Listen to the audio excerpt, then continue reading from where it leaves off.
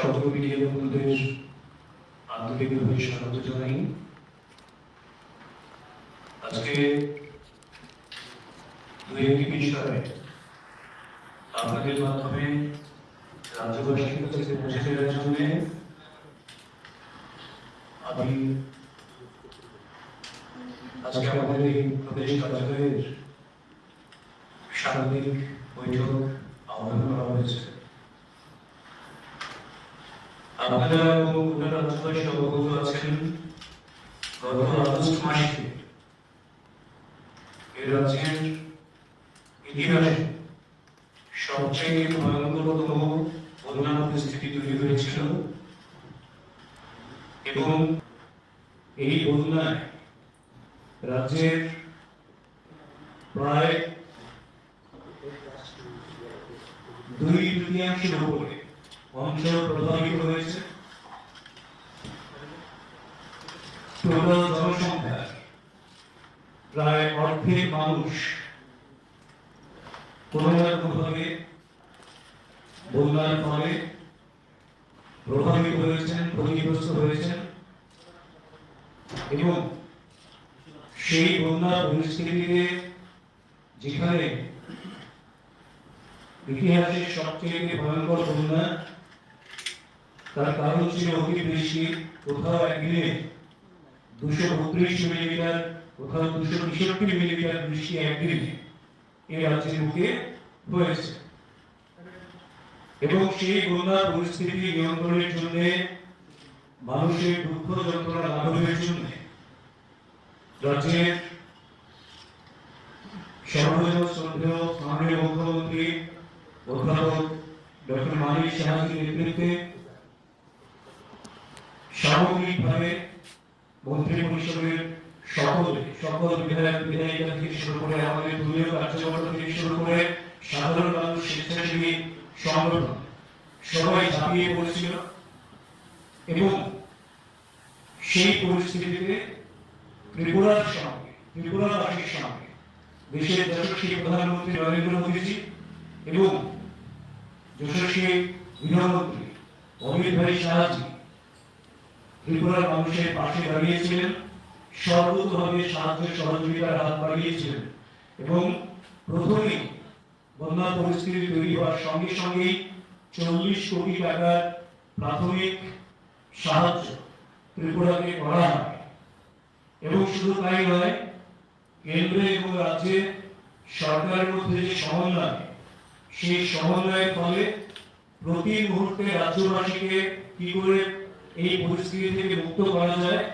তাদের স্বাভাবিক সাধারণ জীবনযাপন নিশ্চিত করা যায় এবং তাদেরকে রেস্কিউ করা যায়, তার জন্য 11টি এনডিআরএফ টিম ছিল, 3 কলাম আর্মি ছিল, সেখানে 4টি এমন হেলিকপ্টার সেখানে ছিল যারা রেস্কিউ অপারেশন করেছে, ফুড প্যাকেট ড্রপিং থেকে শুরু করে অন্যান্য।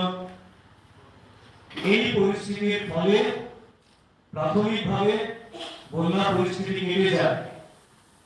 তারপর ক্ষয়ক্ষতির হিসেব নিকেশ নিয়ে বিভিন্ন দপ্তর ভিত্তিক নিরূপণ শুরু হয় এবং রাজ্যের মাননীয় মুখ্যমন্ত্রী অধ্যাপক ডক্টর মানিক সাহা মহোদয় এই বন্যা পীড়িত মানুষের সাহায্য সহযোগিতার জন্য 564 কোটি টাকার স্পেশাল প্যাকেজ তিনি ঘোষণা করেন এবং সেই অনুযায়ী বিভিন্ন জায়গায় যে ক্ষতি হয়েছে তা পুনরুদ্ধার করে নতুন কাজকর্ম শুরু হয়েছে।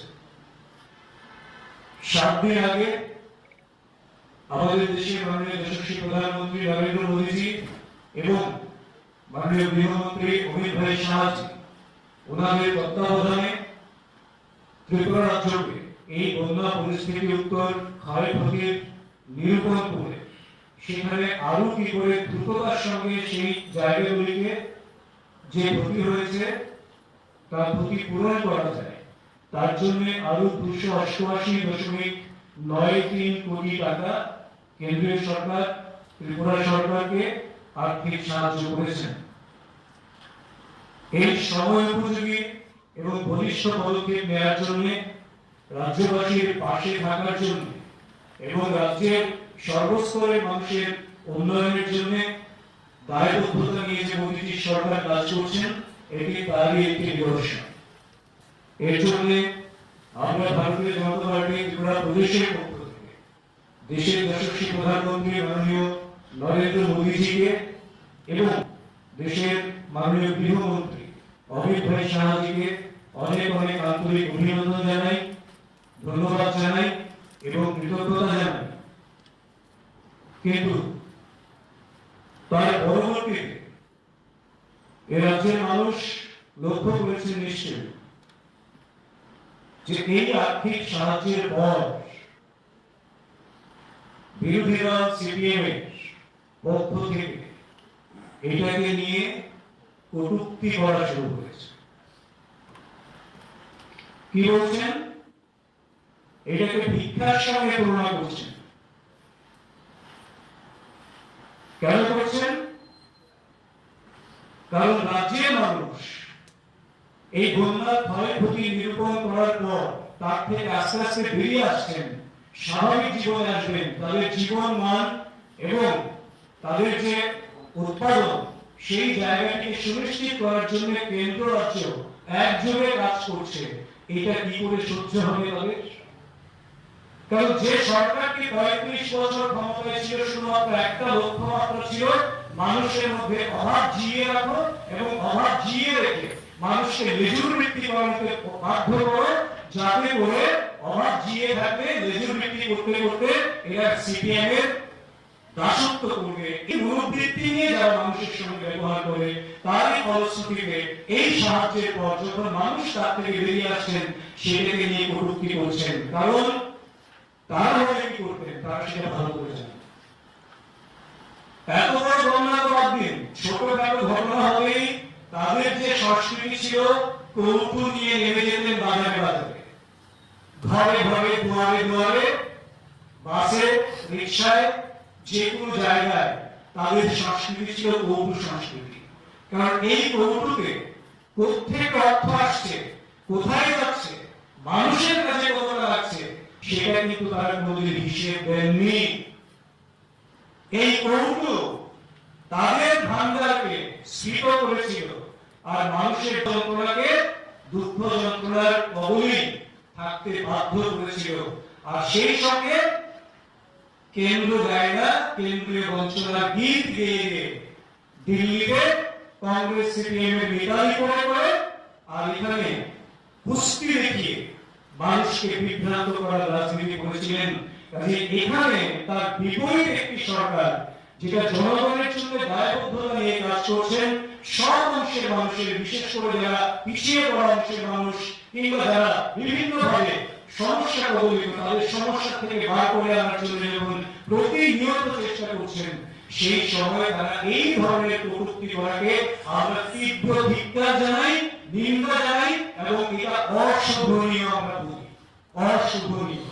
একটি দায়িত্বশীল রাজনৈতিক দল এটাকে ধন্যবাদ জানানোর কথা ছিল রাজ্যবাসীর স্বার্থে, কারণ এটা রাজ্যের মানুষের দুঃখ যন্ত্রণা লাঘবের জন্য কেন্দ্রীয় সরকারের পদক্ষেপ অর্থ। তাই ধিক্কার জানাই, নিন্দা জানাই এবং আমার মনে হয় এই ধরনের অশুভন আচরণ, কটূক্তি রাজ্যের সুস্থ গণতন্ত্র প্রিয় এবং যারা স্বাভাবিক মানুষ, তারা কোনোভাবেই মেনে নেবেন না। আগামী দিনগুলির জন্য এই আচরণের খেসারত সিপিএম কে, কমিউনিস্টদেরকে আবারও দিতে হবে, রাজ্যবাসীরা নিশ্চিত করবেন। দ্বিতীয় একটি বিষয়, আপনারা ইতিমধ্যে অবগত রয়েছেন, রাজ্যের সরকার প্রতিষ্ঠিত হওয়ার পর রাজ্য সরকার ধারাবাহিকভাবে কর্মসংস্থানের জন্য বিভিন্ন সময় এক একটি সিদ্ধান্ত নিচ্ছেন এবং ধারাবাহিক কর্মসংস্থান রাজ্যে অব্যাহত রয়েছে।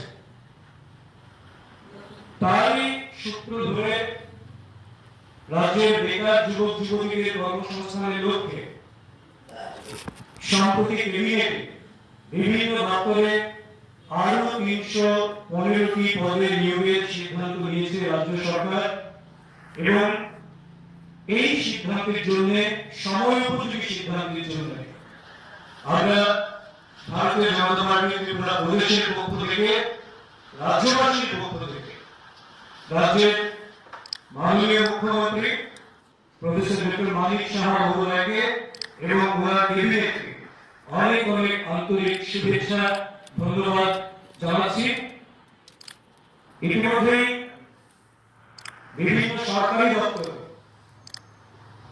ভারতীয় জনতা পার্টি সরকার প্রতিষ্ঠিত হওয়ার পর 22,000-এর উপরে নিয়োগ হয়েছে এবং যে নিয়োগ প্রক্রিয়া এখনো চলছে বিভিন্ন দপ্তরে, কোথাও ইন্টারভিউ শেষ হয়ে গেছে, কোথাও ফার্স্ট রাউন্ড শেষ হয়েছে, সেকেন্ড রাউন্ড কোথাও সম্পূর্ণ শেষ হয়েছে, শুধুমাত্র অফার দেওয়ার বাকি আছে।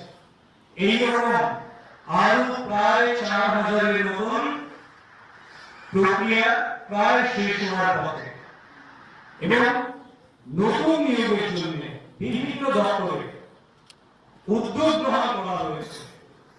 সরকারি প্রশাসনিকভাবে যে উদ্যোগগুলি করা দরকার নিয়োগের জন্য, সেখানেও প্রায় 8,000-এর মতন প্রায় পদের জন্য উদ্যোগ গ্রহণ করা হয়েছে এবং আরো শূন্য পদ তৈরি করে নিয়োগের সিদ্ধান্ত গ্রহণ করা হয়েছে। এরকম প্রায় 3,000-এর মতন শূন্য পদ কিন্তু রয়েছে, যেখানে নীতিগত সিদ্ধান্ত নেওয়া হয়েছে।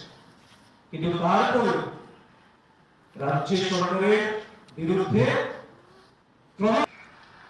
সিপিএম এবং কংগ্রেস, সিপিএম এর দোষর, একই মুদ্রার এপিঠ ওপিঠ ক্রমাগত করে দিয়ে মানুষকে বিভ্রান্ত করার চেষ্টা করছে, যুবক যুবতীদের বিভ্রান্ত করার চেষ্টা করছে। এবং এর সঙ্গে আমি যেটা বলিনি, স্কিল ডেভেলপমেন্টে 4,066 জন ইতিমধ্যে